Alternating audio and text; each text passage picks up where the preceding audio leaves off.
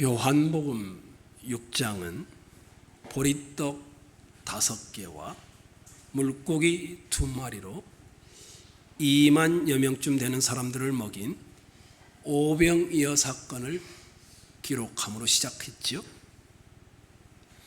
그리고 이 오병이어 사건이 의미하는 바, 그 사건이 지시하고 있는 영적인 메시지를 제대로 전달하기 위하여 예수님이 지속적으로 설명하고 있지요. 무리들은 오병이어 사건이 있은 다음 예수님을 수소문하지요. 그래서 배를 타고 가버나움의 한 해당까지 찾아올 정도로 열심을 내어 찾아와서 예수님을 만나게 됩니다. 너무나 반가웠던 무리들은 랍비여, 언제 여기에 오셨습니까? 라고 질문을 드리지요. 그런데 예수님은 냉담하게 너희가 나를 찾고 있는 이 열심은 이유는 떡을 먹고 배부른 까닭이다 라고 하시면서 그들을 향하여 이렇게 말씀하시죠. 썩을 양식을 위하여 일하지 말고 영원토록 있는 생명의 양식을 위하여 하라. 이 말을 들었던 무리들은 우리가 당신이 생명의 양식이라는 증표를 보여주면 믿겠다라고 합니다. 당신을 보고 믿을 수 있도록 권능의 기적을 베풀어 달라는 것이었습니다. 그때 예수님께서 내가 증표다라고 하죠. 내가 생명의 떡이다. 나에게 나와 나를 믿으라. 그러면 결코 배고프지 않을 것이고 다시 목이 타는 목마름이 있지 않을 것이다. 그러고서는 하나를 더 덧붙였죠. 그런데 너희는 보아도 믿지 못한다. 믿을 능력이 없다라는 것이었습니다. 그럼 누가 믿을까요? 그러면 예수님이 설명하기 시작했습니다. 아버지께서 내게 주시는 자, 아버지 하나님께서 이끌어 오시는 자만이 예수에게 나와 그를 믿는다라고 말합니다. 구원의 시작이 하나님 아버지께서 예수께로 이끄심으로 시작된다라는 것이었습니다. 그런데 이것이 끝이 아니었지요. 그 말씀을 하실 때마다 마지막 날에 내가 다시 너희를 살리리라. 구원의 완성도 주님이 책임지겠다라는 말씀을 반복하여 하시게 됩니다. 그러고 나서 구원의 과정에 대하여 설명하는 겁니다. 보고도 믿지 못하는데 아들을 보고 믿는 자들이 일어난다라는 겁니다. 분명히 봐도 들어도 믿지 못하는데 보고 들으면서 믿음이 일어나는 사람들이 있다라는 겁니다. 그 사람들을 예수님께서 보고도 믿지 못하는 장님이었던 사람들의 눈을 열어주셔서 보고 믿을 수 있도록 영적 눈을 뜨게 하여 주시면 그때부터 보았으니 주님을 믿습니다. 이렇게 고백하면서 주님은 나의 주인이십니다. 라고 찬양하고 감사하게 된다는 것이었습니다. 오병이어를 경험했던 사람들, 그렇게 기다리던 메시아를 보았던 예수님이 바로 앞에 있는데 유대인들은 보고도 믿지 않습니다. 왜 그럴까요? 41절과 42절에 그 이야기를 시작하십니다. 자기가 하늘에서 내려온 떡이라 하심으로 유대인들이 예수에 대하여 수군거려 이르되 이는 요셉의 아들 예수가 아니냐? 그 부모를 우리가 아는데 자기가 지금 어찌하여 하늘에서 내려왔다 하느냐? 유대인들은 지금 예수님의 말씀을 듣고 나서 수군거리기 시작했습니다. 내가 하늘로부터 내려왔다, 생명의 떡이다, 이 말씀 때문이었습니다. 내게 나와 나를 믿으면 배고프지 않고 목마르지 않을 것이다. 이 말씀 때문이었습니다. 예수님이 자신이 영원한 떡이다, 생명의 떡이다라는 말씀 때문에 수군거리기 시작했습니다. 수군거린다라는 것은 불만을 표시하는 것입니다. 유대인들은 예수의 말씀 가운데서 특별히 하늘에서 내려왔다는 이 말씀에, 그리고 자신이 생명의 떡이라는 이 말씀에 수군거리기 시작하고 있었습니다. 불만이 깊어진 것이었죠. 나중에 52절에 가면 이런 것들이 발단이 되어 서로 다투게 됩니다. 그리고 서로 싸움까지도 일어나게 됩니다. 유대인들이 예수에 대하여 수군거리는 이유는 이렇게 나와 있습니다. 42절 보십시오. 이는 요셉의 아들 예수가 아니냐. 그 부모를 우리가 아는데 자기가 지금 어찌하여 하늘에서 내려왔다 하느냐. 수군거림의 근거가 뭐냐면 자신들이 가지고 있는 지식이었습니다. 자신들이 가지고 있는 지식은 이 사람이 요셉의 아들이고 이 사람도 요셉과 마리아를 통해 난 그 부모를 우리가 다 알고 있는데 왜 하늘에서 내려온 생명의 떡이라고 하느냐? 예수의 인간적인 면에서만 알고 있었기 때문이었습니다. 예수에 대하여 중요한 한 면을 알고 있는 것은 맞았습니다. 그러나 그 지식 때문에 그 말씀이 예수님이 하늘에서 내려왔다는 이 생명의 떡이라는 이 말씀과 부딪히면서 그만 신앙을 갖고 믿지 못하게 만듭니다. 어찌 육신의 부모가 있는 자가 하늘에서 내려왔다라고 하느냐라는 것이었습니다. 현대에도 무신론자가 참 많지요. 무신론자는 아무것도 믿지 않는 자를 가리키는 것이 아닙니다. 무신론자들은 인간의 합리성과 인간의 지성과 인간의 진보성을 믿습니다. 그것을 믿지 않더라도 무신론자들은 자기 자신의 능력을 믿습니다. 과연 신이 있는가? 과연 신이 없는가?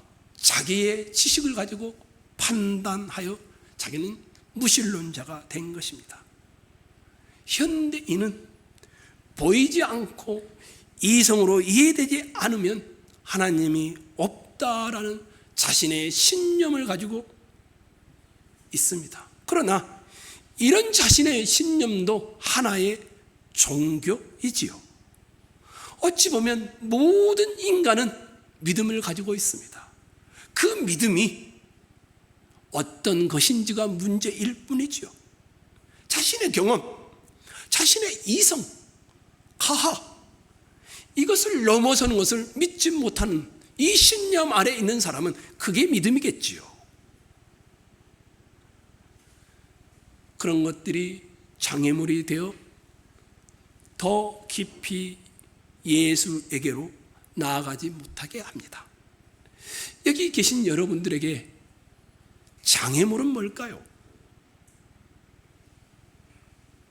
예수님의 이야기가 계속되어집니다.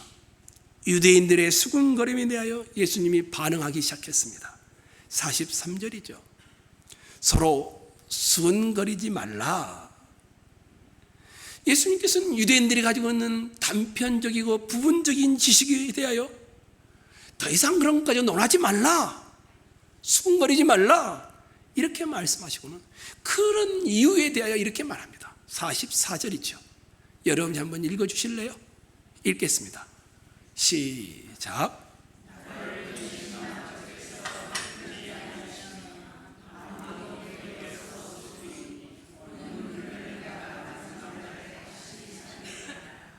나를 보내신 아버지께서 이끌지 아니하시면 아무라도 내게 올 수 없다. 이런 것을 알고 계셨기 때문이었습니다.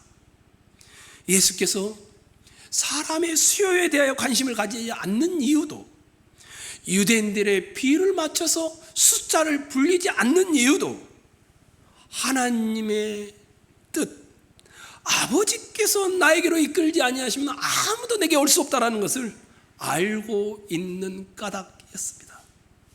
하나님 아버지께서 이끄시는 자만이 예수와 관계를 맺는 것입니다.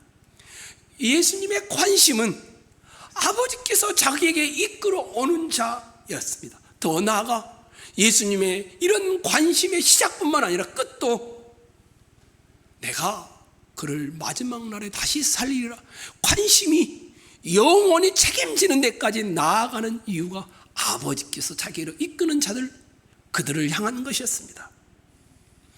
그러면 우리는 하나님께서 우리를 어떻게 예수에게로 인도하실까요? 무엇으로 우리들을 아들 예수에게로 이끌어 가실까요? 손을 잡고 하나님이 여기가 예수님이란다 이렇게 이끌어 가시나요? 아니면 여러분 인생의 삶의 자리 여러 모양의 은밀하게 주장하셔서 예수께로 가게 하시나요? 물론 우리가 만나는 수많은 일들을 통하여 은밀하게 우리를 인도하여 그런 면은 없지 않아 있습니다. 그렇지만 하나님께서 우리를 아들에게 인도하신 데 있어서 가장 중요하고 신비한 방법이 있습니다. 45절에 이렇게 말씀하죠. 선지자의 글에 그들이 다 하나님의 가르치심을 받으리라 기록되었은즉 아버지께 듣고 배운 사람마다 내게로 오느니라. 하나님께서 우리를 어떻게 예수에게로 인도하시느냐? 사람을 통하여 역사할 때도 있고 환경을 통하여 인도하실 때도 있고 우리가 만나는 일들을 통하여 역사하기도 하지만 이것은 형식이고 방편이고 겉모양일 뿐이고 그 속을 보니까 하나님께서 여러분 속에 직접 가르치신다라는 겁니다. 아들에게 나아가 믿어 구원을 받는 일에 있어서 하나님의 가르치심이 없이는 될 수 없다라는 겁니다. 성경은 여러 곳에서 하나님의 백성과 자녀, 우리 믿는 신자에 대해 말하기를 하나님께서 직접 가르친다라고 말합니다. 예레미야 선지자가 이렇게 31장 33절로 34절에 이렇게 말씀합니다. 내가 나의 법을, 하나님이 말하는 겁니다. 하나님이 나의 법을 그들의 속에 두며 그 마음에 기록하여 나는 그들의 하나님이 되고 그들은 내 백성이 될 것이라. 그들은 다시는 각기 이웃과 형제를 가리켜 이르기를 너는 여호와를 알라 하지 아니하리니 이는 작은 자로부터 큰 자까지 다 나를 직접 가르치고 마음속에 두었기에 안다. 이렇게 말을 합니다. 하나님의 법을 직접 그 마음에 새겨 놓았다라는 것입니다. 이사야서도 똑같은 말씀을 합니다. 이사야서 54장에 내 모든 자녀는 여호와의 교훈을 받을 것이다. 하나님께서 우리를 어떻게 예수에게로 이끄실까요? 믿을 능력이 전혀 없는 우리가 어떻게 하늘에서 내려오신 예수를 생명의 떡으로 믿고 영적 눈을 뜨게 될까요? 하나님이 직접 가르친다라는 겁니다. 우리 속에 믿는 자는 누구나 눈에 보이지 않는 영이신 하나님으로부터 직접 가르침을 받고 배운 자입니다. 내가 예수를 믿고 있다라면 여러분은 가르침을 받은 겁니다. 이것을 요한복음을 썼던 요한이라는 사람이 요한 1서 2장에 이렇게 말을 해놨습니다. 너희는 주께 받은 바 기름 부음이 너희 안에 거하나니 아무도 너희를 가르칠 필요가 없고 오직 그의 기름 부음이 모든 것을 너희에게 가르치며 또 참되고 거짓이 없으니 너희를 가르치시는 그대로 주 안에 거하라. 하나님께서 믿는 자의 마음에 직접 직접 신비하게 가르치는데 성령 하나님을 통하여 일하신다라고 말하고 있습니다. 사람이 전도할 수도 있고요, 사람이 교회에서 가르침을 통하여서 할 수도 있지요. 그러나 그 본질과 근본을 보면 성령 하나님이 우리 속에서 가르치신다라는 것이었습니다. 그래서 바울은 이렇게 말하죠. 내 말과 내 전도함이 지혜에 권하는 말로 하지 아니하고 다만 성령의 나타남과 능력으로 하여 너희 믿음이 사람의 지혜에 있지 아니하고 다만 하나님의 능력에 있게 하려 함이로다. 성령의 역사하심이 있어야 우리는 아들 예수께 나아가 믿는 일이 일어난다는 겁니다. 하나님께서 직접 가르치시는데 어떻게 가르치시느냐? 성령 하나님께서 우리 속에 역사하여서 아들 예수의 십자가와 아들 예수의 보혈이 믿어지게 한다는 겁니다. 그러면 하나님께서 직접 아들 예수에게 이끄시는 자는 누구일까요? 더 구체적으로 다시 45절을 봐보십시오. 선지자의 글에 그들이 다 하나님의 가르치심을 받으리라 기록되었은즉, 그 다음이죠. 아버지께 뭐하고요? 듣고 배운 사람마다 예수께로 온다. 하나님의 가르침을 받아야 우리가 예수께로 하는데 어떤 방식이냐? 아버지께 듣고 배운 사람들이 예수께로 간다. 여기서 듣는다, 이 말은 경청하는 자세를 가질 때 하는 말인데, 원래 가지고 있는 것을 내려놓는다, 이런 의미입니다. 원래 자기의 것을 포기한다라는 말입니다. 배운다, 이 말은 순종한다라는 말인데 하나님의 것을 받아들인다라는 의미입니다. 그러니까 아버지께 듣고 배운다라는 말은, 그래서 예수께로 간다라는 말은 원래 가지고 있던 자기 것을 포기하고 하나님의 것을 받아들임으로 주님이, 예수님이 보이기 시작하는 겁니다. 반대로 말하면 늘 가지고 있는 생각과 원래 자기 것을 포기하지 않으면, 하나님의 것을 받아들이지 않으면 예수께로 가는 일이 일어나지 않는 것이죠. 이성을 뛰어넘을 수 없는 벽, 도저히 인간의 이성과 합리성으로 이해되지 않는 벽을 어떻게 뛰어넘을 수 있는가? 자기의 신념에 갇혀 하나님이 없다라는 무신론의 벽을 어떻게 넘어설 수 있는가? 어떻게 신이 십자가에 죽었다라는 이 사실이 믿어질 수 있는가? 어떻게 신앙의 장애물을 넘어서서 믿게 되어지는가? 하나님께서 직접 가르치시는데 그 가르침을 듣고 원래 가지고 있는 자기 것을 포기하고 하나님의 것을 받아들일 때라는 것입니다. 말씀을 듣고 배우는 일에 충실한 자가 자기 지식 안에 갇혀있는 단편적인 한계를 극복한다라는 것입니다. 이런 사람들은 예수께로 오고, 이런 사람은 듣고 배우기 때문에 믿어 영생하는 역사가 일어난다, 이렇게 말씀하고 있습니다. 근데 진짜 그리스도인은 누구냐? 하나님의 가르침을 받은 사람입니다. 진짜 그리스도인은 누구냐? 듣고 배운 사람입니다. 그래서 자기 것을 포기하고 하나님의 것을 받아들인 사람입니다. 진짜 그리스도인, 하나님께서 눈을 뜨게 하셨어요. 볼 수 없는 빛을 보게 하는 이 일은, 영혼의 눈이 열려 하나님이 예수께로 가게 하는 이 일은 우리 영혼 속에 성령 하나님이 가르침으로 시작된다라는 것입니다. 그 가르치는 내용은 뭘까요? 뭘 가르쳐서 우리 속에 듣고 자기 것을 포기하게 만들까요? 그것이 48절로 51절에 나온 내용입니다. 내가 예수님이 생명의 떡이라는 사실을 가르치는 것입니다. 가르치는 내용입니다. 그리고 이 떡은 세상을 위한 예수님의 살이라는 것, 예수님의 십자가를 가리키는 것이었습니다.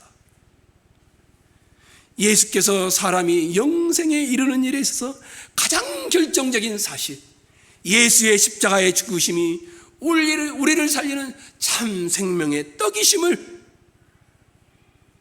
듣고 배움으로, 자기 것을 포기하고 하나님의 것을 받아들임으로 우리가 예수께로 가게 되는 것입니다.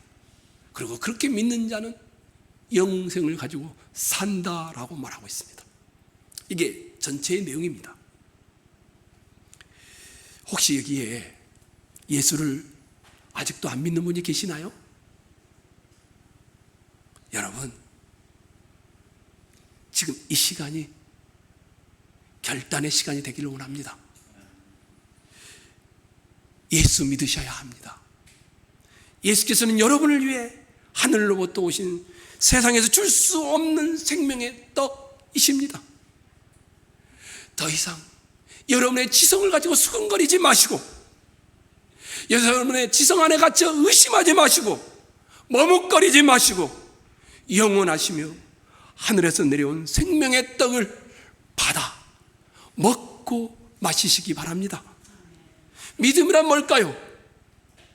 자기 것을 포기하고 하나님의 것을 받아들이는 것입니다.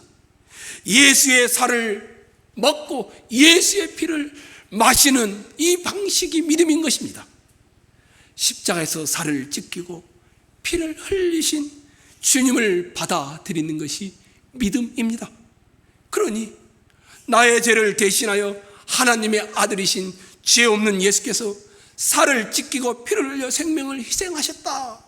주여, 지금 내가 이 사실을 믿습니다. 예수님의 죽음은 나의 죽음입니다. 예수님이 나 대신 살을 찢기신 것이고 예수님이 나 대신 피를 흘리신 것입니다. 내가 이것을 믿습니다 라고 고백하는 것, 이게 바로 여러분이 첫 출발의 자리에서 해야 할 일입니다. 십자가를 생각하면 가슴이 두근거리고 감격하면서 신앙 고백이 일어나는 겁니다. 이 벌레 같은 날 위에 큰 해 받으셨네. 내 지은 죄 다 지시고 못 박히셨으니 웬 말인가, 웬 은혜인가, 그 사랑 크셔라. 이것이 예수께서 우리에게 원하시는 구원의 출발의 믿음의 고백인 것입니다. 지금껏 한 번도 나 대신 십자가 지신 예수님이 살을 찢기시고 피를 흘리심으로 나의 죽었던 생명이 살아나는 것에 대한 감동이 없은 분이 계시더라면 지금 이 시간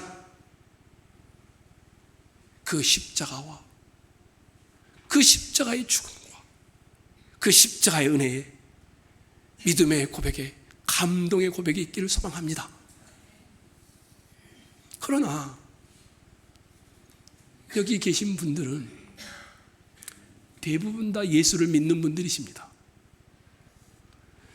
만약 여러분이 예수를 믿는 분들이라면 오늘 본문의 의도를 잘 파악하셔야 합니다.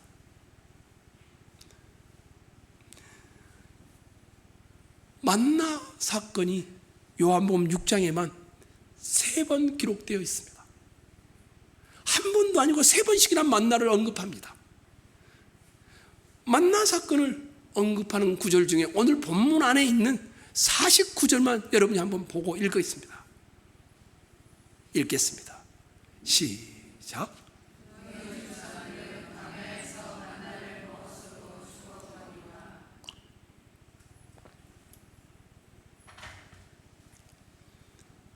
너희 조상들은 광야에서 만나를 먹어서도 죽었거니와.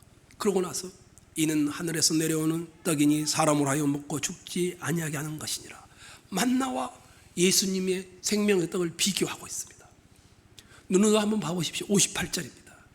이것은 하늘에서 내려온 떡이니 조상들이 먹고도 죽은 그것과 같지 아니하여 이 떡을 먹는 자는 영원히 살리라.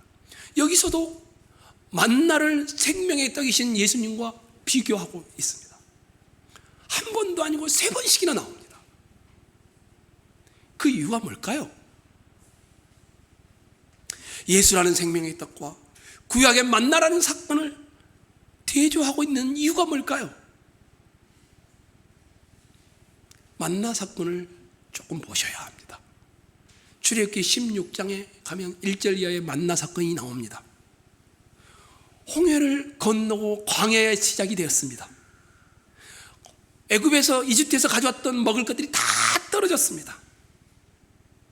만나는 광야 생활의 시작 때부터 하나님이 공급해 주기 시작한 것이었습니다. 이스라엘이 가나안 약속의 땅을 향해 가는 광야 기간 중에 이 만나 사건은 뭘 의미했을까요? 이거는 것이었습니다. 다 요약해서 말하자면 이스라엘이 이렇게 말하는 겁니다. 하나님, 굶어 죽게 생겼는데 어떻게 하나님을 제대로 믿겠습니까? 이것이 그들의 원망의 근거였습니다. 아니, 우선 먹고 살아야 하나님을 우리가 제대로 섬길 거 아닙니까? 굶어 죽게 되었는데 어떻게 우리가 섬기냐는 것이었습니다. 그럴 때 하나님께서 먹을 것을 확보해 주시면서 출애굽기 16장에 그렇게 말합니다. 그들이 하나님의 명령을 준행하는지 여부를 보신다라고 합니다. 뿐만이 아니었죠. 낮에는 더워서 못 살겠다니까 뭘 보내주셨습니까? 구름 기둥으로 해를 가려주셨습니다. 밤에는 추워서 못 살겠다니까 뭘 보내주셨습니까? 불기둥으로. 불평하면 하나님께서 불기둥으로 그들을 보호해 주셨습니다. 그들이 명령을 지키는지 아니 지키는지를 보셨습니다. 그렇게까지 해 주었는데 이스라엘 백성들은 하나님의 명령을 지키지 않습니다. 광야 40년 동안 늘 구름 기둥과 불 기둥으로 인도함이 있었습니다. 만나도 계속 내렸습니다. 또 애굽에서 먹었던 고기가 생각난다고 하니까 뭘 보내줍니까? 밤에? 저녁에? 메추라기를 보내주셨습니다. 이스라엘은 배가 부른데도, 따뜻해지는데도, 춥지 않은데도, 더위가 없는데도, 더 이상 핑계댈 것이 없는데도 40년 동안 그들은 계속 불평했습니다. 이스라엘은 그 만나를 가나안 약속의 땅을 들어가기 위한 영적인 양식으로 삼지 않았습니다.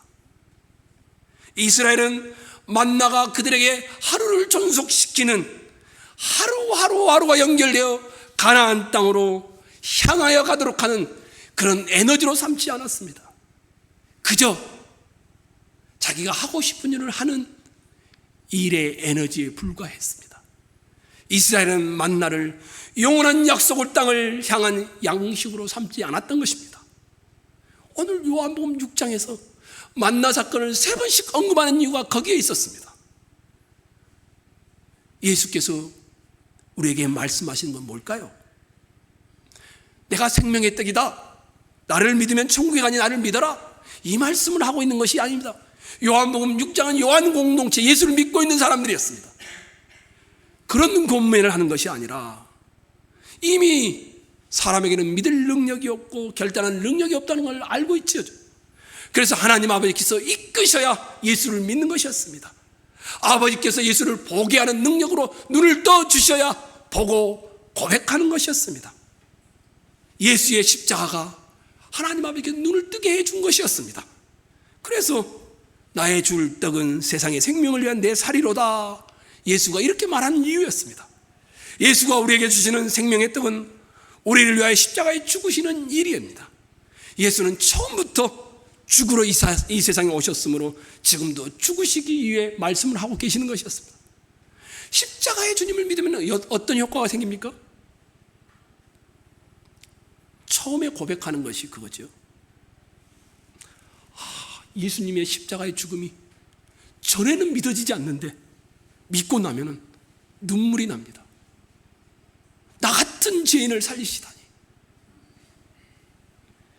그 다음에 무슨 일이 일어납니까? 예수님을 보기 시작하니까 내 능력으로 믿는 것이 아니었구나. 나의 나던 것은 예수의 은혜였구나. 이런 고백을 하게 됩니다. 예수가 누구인지를 아는 것은 영적을 눈은 뜬 사람밖에는 할 수 없는 일입니다. 그러니까 결단은 은혜 다음에 맺혀진 열매의 결과이죠. 이걸 만나 사건과 결부에서 한번 봐보십시오. 예수님이 지금 우리에게 이렇게 말하고 있는 겁니다. 얘들아, 너 옛날 구약의 교회인 저 이스라엘의 만나를 사용했던 것처럼, 그 광야 교회처럼 그들이 만나를 사용했던 것처럼 사용하지 않기를 바란다. 이런 말을 하고 있는 겁니다. 그들은 만나를 먹었어도 죽었단다. 여러분과 저는 거듭난 자들입니다. 결단한 사람들입니다. 여러분과 저는 예수께 나와 그 십자가가 믿어진 사람들입니다. 그런데 그 여행을 하는데 이 세상에서 예수를 믿는 것이 다만 이 세상을 더 잘 살기 위한 도구로 여기고 있다면 구약의 이스라엘과 똑같아지는 겁니다. 구약의 광야교회 성도들이 만나를 광야에서 그저 에너지를 받고 자기 욕심을 따라 살아갔습니다. 예수가 주신 생명의 떡을 만나와 비교 한번 해보십시오. 만나를 주신 이유는 이스라엘로 하여금, 그 교회로 하여금 가나안 땅에 들어가도록 하기 위해서였습니다. 광야 40년을 헤매다가 죽으라고 주신 것이 아니었습니다. 그러나 광야교회 성도들은 그 만나를 광야에서 헤매며 다 소비해버립니다. 그래서 만나를 먹었어도 죽었단다. 이렇게 말하면서 나는 생명의 떡이니 나를 믿고 그렇게 되지 않기를 바란단다. 이런 말씀을 하고 있는 겁니다. 여러분과 저는 예수 그리스도의 십자가의 죽음으로 말미암아 영적 눈을 떠서 예수를 보고 믿게 된 거듭난 자들이 맞습니다. 생명의 떡이신 예수를 이미 받아 먹은 사람들입니다. 눈을 떠서 예수를 보고 하나님을 본 자들입니다. 눈을 뜨게 한 이유는, 생명의 떡을 믿게 한 이유는 계속하여 그 생명의 떡을 가지고 영원한 나라를 향하여 가도록 만든 것인데, 우리는 예수를 믿는데 이 땅에서 내 욕심의 삶을 요구한다는 겁니다. 내 길과 내 인생을 요구하면서 보아서 알고 있는 하나님, 믿게 된 예수님, 내 속에 가르침을 직접 주신 성령님의 역사를 내 살아가는 삶의 작은 도구나 약간의 도움 정도로만 여긴다는 겁니다. 이게 오병이어 사건의 가장 큰 유대인들의 문제점이었습니다. 그래서 예수님이 방가에 와서 랍비여 언제 여기 오셨습니까? 그랬더니 예수님이 뭐라고 합니까? 내가 진실로 진실로 너에게 이르노니 너희가 나를 찾는 것은 떡을 먹고 배부른 까닭이로다. 썩을 양식을 위하여 일하지 말고 영생하도록 있는 양식을 위하여 하라. 이 양식은 인자가 너희에게 주리니 인자는 아버지 하나님의 인치신 자니라. 오병이어 사건을 보고 더 큰 것을 보여주면 믿겠다라고 하지만 너희는 보고도 믿지 않는다. 근데 우리는 보았어요. 고백했다라고요. 우리는 찬양도 한다라고요. 그런데 삶의 자리에 밖만 나가면 세상에서 더 편안하게 살게 해달라고 한다는 겁니다. 영원한 약속의 땅을 향하여 가는 걸음이 아니라는 겁니다. 만나를 먹어서도 죽었느니라. 이 말의 의미가 거기에 있는 것이었습니다. 그래서 죄송하지만 이 시간 물어볼 내용이 이겁니다. 여기 계신 여러분, 진짜 신앙생활을 할 각오가 되어 있나요?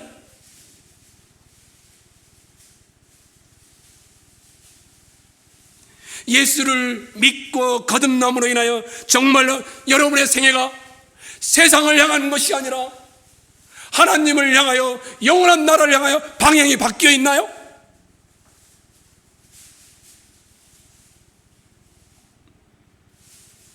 마땅히 바뀌어야 하고 큰 각오를 하고 살아야 할 우리 마음속 깊은 곳에 여전히 세상에서 편안하게 살고자 하지 않나요? 이 땅에서 이웃들 앞에서, 친척들 앞에서, 친구들 앞에서 자랑하고 싶고 자기 증명을 하고 싶은 마음을 여전히 가지고 있지 않나요? 예수를 믿는다라는 것은 진리대로 살겠다라는 겁니다. 우리는 그렇게 부름을 받았고 그렇게 영적 눈을 뜬 사람들입니다. 내 것을 포기하고 하나님의 것을 받아들인 사람들입니다. 물론 이렇게 살려고 해도 쉽게 되어지지 않습니다. 오래 걸립니다. 문제는 우리가 그렇게 살려는 의지가 없다라는 겁니다. 그냥 세상과 타협해서 적당히 잘 살면 교회에서 그런 사람들을 칭찬해 주니까 타협하며 사는 것이 신앙이라고 생각합니다. 넉넉한 노후 준비를 타협해서 하면 그것이 신앙생활 잘하는 것이 됩니다. 정말 예수 그리스도를 믿으시나요? 여러분의 인생에 생명의 떡이심을 믿으시나요? 예수의 살과 피가 여러분의 고백이 되셨나요?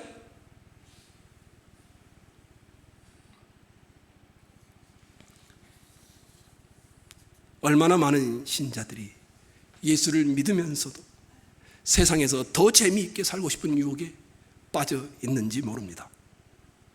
물론 어쩔 수 없이 억지로 나와 있는 경우도 있습니다. 억지로 나오는 경우는 안 나오는 것보다는 좋겠지요. 그러나 제가 이렇게 심각하게 이야기하는 이유는 이 향에 고백하게 된 예수, 이렇게 축복받은 자리에 초대된 우리들, 왜 우리는 그렇게 못 살까요? 우리는 아무 데서나 놀다가 주일에 한번 잠깐 참석해서 헌금하고 예배하면 그것이 신앙생활이라고 생각합니다. 그러니까 우리에게는 불신자가 가지고 있는 장애물보다 더 큰 장애물이 있습니다. 우리의 마음입니다. 늘 주님을 알고 있는데, 고백하고 있는데 마음은 세상에서 자기 증명을 하고 싶은 겁니다. 스데반 집사가 돌에 맞아 죽어요. 예수 때문에. 근데 웃어요. 돌을 던지고 있는 사람들을 용서해 달라고 해요. 어떻게 이런 일이 가능합니까? 이 엄청난 자리까지 우리가 나아가야 하는데 우리는 거듭났고 예수를 보고 알매도 세상을 향하고 있다는 겁니다. 저 구약의 이스라엘이 그랬던 것처럼 초대교회 베드로와 몇몇 사도들이 그들이 받았던 박해에 대한 반응이 나오죠. 종교자들 예수를 전하니까 데리고 와서 때립니다. 감옥에 가둬놓습니다. 그리고 고문도 하죠. 전도를 못하게 하고는 내보냅니다. 종교자들이 그들을 잡아다가 그렇게 했는데 어떻게 나온 줄 아십니까? 그들이 나오면서 오히려 기뻐하면서 주의 이름으로 인한 능력을 받는 일에 불러주신 것에 감사하면서 집으로 가고 있었습니다.